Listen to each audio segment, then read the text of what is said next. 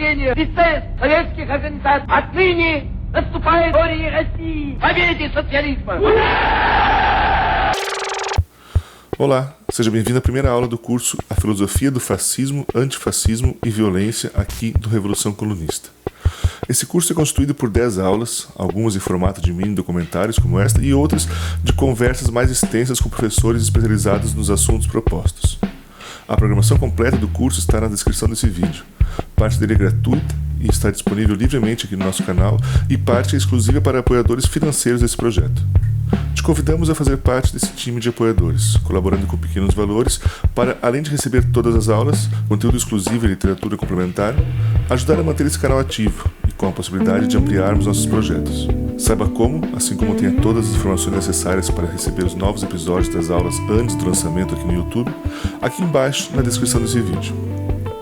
Desde as eleições presidenciais de 2018, as palavras fascista e fascismo passaram a figurar assiduamente no debate político brasileiro, principalmente pautadas pelos discursos e práticas do agora presidente, pelo menos no tempo da gravação desse vídeo, Jair Bolsonaro e seus apoiadores, considerada por muitos como fascistas. Junto com o termo vem sua reação. O antifascismo, ou a imagem dos antifas, passa a fazer parte da narrativa e do cotidiano do nosso país. Então, sem mais demora, vamos à nossa primeira aula desse curso. Conheça os antifascistas. A primeira coisa que precisamos entender é que Antifa não é exatamente um grupo de pessoas. Você não pode unir-se ou ser um membro, não há um uniforme oficial, nem todos que se mascaram no protesto são necessariamente antifascistas e nem todo antifascista usa máscara. Não há um site oficial, um presidente, um perfil oficial do Twitter, uma carteirinha de membros, uma convenção anual, um canal no YouTube, um livro de regras, um cadastro geral. Alguns grupos antifa existem pelo mundo e são identificados como tais, como no Brasil, o próprio Corinthians antifascista, ou nos Estados Unidos, o Rose City Antifa, do Oregon, o mais antigo grupo do país.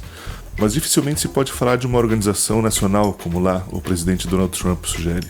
Além disso, o fato de hashtags como I am Antifa, eu sou Antifa, terem sido tendência no Twitter mundial, indica que seria difícil diferenciar entre o apoio à causa e a participação oficial em um suposto grupo. Antifascismo é uma prática ética e uma teoria política.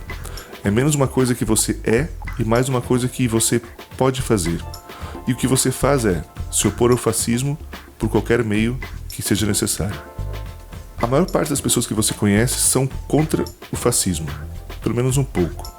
Mas se opor ao fascismo por qualquer meio necessário e realmente atuar para coibir fascistas é o que leva você para dentro do território antifa.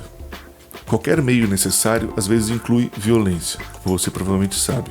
E nós iremos falar sobre violência em detalhes em uma próxima aula específica sobre o assunto. Mas nem sempre a violência está lá. Identificar fascistas, enviar mensagens aos seus patrões para fazer com que sejam demitidos, aparecer nas manifestações e fazer parte de uma contra-manifestação para abafá-los, derrubar suas páginas, exigir que lojas não vendam seus livros, cursos e materiais ou evitar que marcas patrocinem seus sites, são de certa forma ações antifascistas.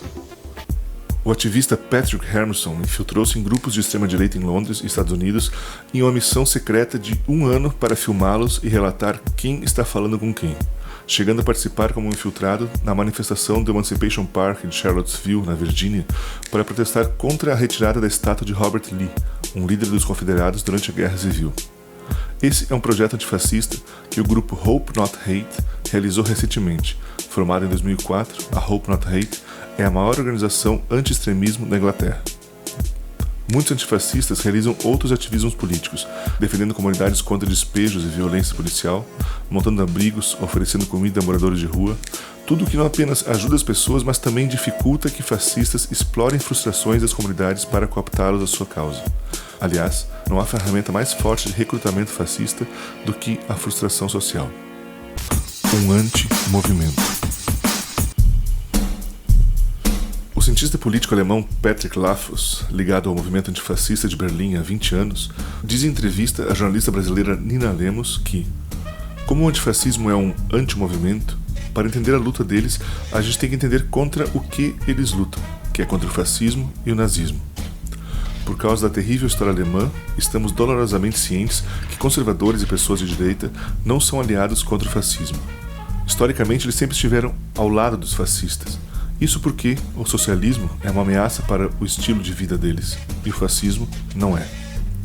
A bandeira antifascista possui duas cores. A vermelha representa o comunismo, enquanto a preta simboliza o anarquismo. Ambas tremulando juntas à esquerda. Na essência, a luta antifascista se traduz nas lutas anticapitalista e anarquista, ou pode incluir pessoas que não escolheram um rótulo político e que estão lá em resposta a algum problema específico em sua comunidade local. E essa parte é bem importante, já que não há uma estrutura antifa central, os antifascistas tendem a se organizar localmente de forma flexível, em resposta a problemas locais. Como por exemplo no caso das torcidas organizadas antifascistas que saíram às ruas em São Paulo como resposta local às manifestações bolsonaristas que ocorriam naquela mesma área. Entre outras coisas, uma disputa pela legitimidade do espaço público. A luta antifascista no Brasil e no mundo é antiga. A primeira vez que o tema foi debatido foi em 1920, dentro do Partido Comunista Alemão, em uma época em que a Alemanha nazista de Adolf Hitler ainda nem existia. Passou pelos anos 80 com a contracultura dos movimentos punk e hip-hop. Hoje, um século depois, o movimento antifascista se modernizou, mas sem esquecer o motivo de seu surgimento: lutar contra o fascismo, o autoritarismo e a segregação de grupos marginalizados pela sociedade. Mais sobre a história dos movimentos antifascistas faremos na segunda parte dessa aula, específica sobre o assunto. Saiba mais na descrição desse vídeo. Right, so, fascism is a notoriously difficult concept to define. Pelo Mark Bray, autor de Manual Antifascista, o Antifa é um militante envolvido em ações e campanhas. Segundo o autor, esse militante existe no cruzamento de visões políticas de esquerda radicais e estratégias e táticas de ação direta que preferem não depender da polícia, da justiça ou do Estado para barrar a extrema-direita. No Brasil, mobilizações antifascistas também aconteceram nas últimas décadas. Uma delas ocorreu após o assassinato de Edson Neris da Silva, jovem gay espancado por skinheads no começo dos anos 2000 em São Paulo. Antifas também participaram de atos contra o aumento do valor das passagens a partir de junho de 2013, protestos contra a Copa do Mundo de 2014, levante dos estudantes secundaristas em 2015, manifestações críticas ao impeachment de Dilma Rousseff em 2016, manifestações contra o presidente Jair Bolsonaro em 2020 e por aí vai.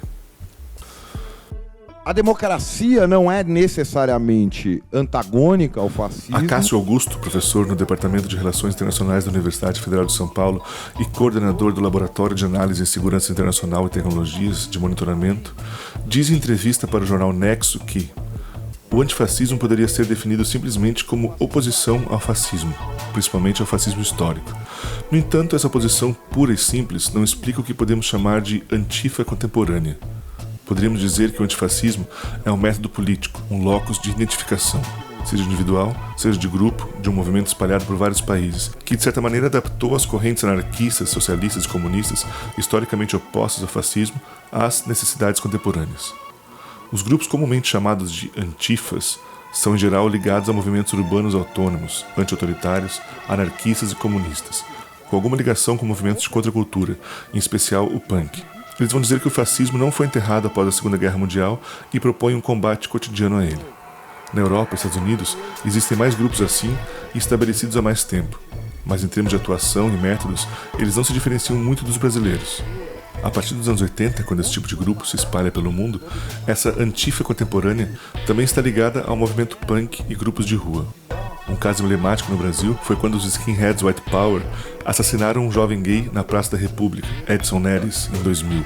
Foi um grupo anarcopunk chamado ACR, Anarquistas contra o Racismo, que fez uma campanha de alerta contra essas gangues de extrema-direita. Grupos e indivíduos que se identificam com essa tradição histórica anticapitalista e anti-autoritária fazem um combate cotidiano ao fascismo, produzindo material informativo e usando táticas para expor publicamente fascistas e nazistas. Terrorismo. Uma coisa muito importante para ter em mente é que não apenas há mal-entendidos honestos sobre a Antifa por aí, mas há também mentiras descaradas sobre esse movimento. Por exemplo, após a chacina em Las Vegas, em outubro de 2017, vários formadores de opinião de direita mentiram que o assassino Stephen Craig Paddock possuía literatura Antifa em seu quarto. Após a chacina do Texas, em novembro de 2017, as pessoas mentiram novamente que o assassino David Patrick Kelly era um membro dos Antifa. Nas manifestações antirracistas americanas de 2020, Vídeos mostram infiltrados, incluindo supremacistas brancos, instigando a violência e policiais quebrando as janelas de veículos e botando a culpa nos terroristas antifas. Esteja atento para coisas que, em tempos de fake news e pós-verdade, não têm comprometimento algum além de dar a você uma falsa impressão da realidade. Vamos falar mais sobre propaganda nas próximas aulas. O presidente americano Donald Trump afirmou no Twitter, no dia 31 de maio, que pretende classificar como organizações criminosas sob acusação de terrorismo os movimentos Antifa. Na sua visão, esses grupos estariam se aproveitando dos protestos para praticar atos de vandalismo. Hina Shamsi, diretora da American Civil Liberties Union, afirma ao jornal New York Times que, como esse tweet demonstra, o terrorismo é um rótulo inerentemente político, facilmente abusado e mal utilizado. Não há autoridade legal para designar um grupo doméstico como terrorista. Qualquer designação desse tipo suscitaria preocupações significativas do processo devido e da primeira emenda. A primeira emenda da Constituição dos Estados Unidos garante liberdade de religião, expressão, associação política e o direito de organizar petições para fazer reivindicações ao governo. O tweet de Trump foi compartilhado pelo presidente Jair Bolsonaro no mesmo dia. Um dos seus filhos, o deputado federal Eduardo Bolsonaro, afirmou na mesma rede social que o Brasil deveria fazer o mesmo que os Estados Unidos. Antifas querem o caos. São um braço armado dos anarquistas, os Black Blocs. Falaremos mais sobre terrorismo na nossa terceira aula, sobre violência. Antifascismo funciona? Como o objetivo da ação antifascista é prevenir a construção do fascismo, uma das críticas, ou ao menos uma questão relevante é: isso funciona? Não dá para realmente responder de forma geral, funciona. Assim como perguntar, protestos funcionam? Não daria para ser respondido de forma absoluta, pois depende do que acontecerá e como isso está sendo usado, e também do que consideramos ser um resultado apropriado. É como perguntar, a trilha sonora faz diferença no filme? Bem, às vezes sim, às vezes não, e depende do tipo de música, do contexto como é usado, e o que você considera como funcionar. Patrick Lafos, na mesma entrevista citada anteriormente, diz: o movimento antifascista tem um objetivo muito claro: pare o nazismo. Essa pauta pode juntar muitas pessoas de esquerda, mas, ao mesmo tempo, outras se perguntam: mas e depois? O que eles querem? Essa é uma questão que a esquerda ainda não conseguiu concluir. Eu, pessoalmente, acho que o antifascismo não será capaz de destruir o capitalismo e construir uma sociedade utópica, mas sua independência das escolas tradicionais de filosofia torna o antifascismo mais resistente e poderoso. Quando essas escolas tradicionais falham, o antifascismo ainda está lá. Uma questão que antifascistas se perguntam hoje em dia é como efetivamente combater a nova forma de fascismo e usar espaços online, assim como as ruas, para ampliar seu movimento.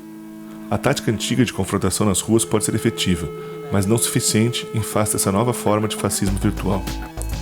Também a influência de fascistas, mesmo que em pequeno número, por meio da mídia, não pode ser ignorada. Por exemplo, veja Charlottesville, que apesar de poucas pessoas, teve repercussão mundial.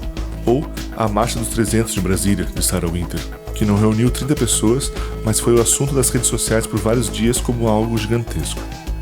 Hitler começou com 45 homens. Mussolini começou com 100. Então, a posição antifascista é que a melhor solução é cortar essas coisas logo quando brotam, porque em solo apropriado, elas vão crescer. Falando nisso, agora, para entender melhor os antifascistas, precisamos também entender contra quem eles lutam, ou quem são os fascistas. Assunto da nossa próxima aula. Acompanhe nosso canal para as próximas aulas. A parte 2 desse episódio se chama O Século Antifa, uma conversa com o historiador Carlos Eduardo Cadu, que nos apresenta uma leitura histórica do movimento antifascista, de sua formação na Alemanha, em 1920, e sua atuação ao longo desses 100 anos. Essa aula é exclusiva para apoiadores do nosso canal. Seja um apoiador e colabore com esse projeto. Mais informações na descrição desse vídeo. E depois disso, no próximo episódio aqui no canal, falaremos sobre o que é o fascismo, como está a construção do pensamento fascista, como identificá-lo em meio aos que, por motivos óbvios, negam sua existência, e qual é a base filosófica do fascismo. Muito obrigado pela sua audiência e nos vemos nas próximas aulas.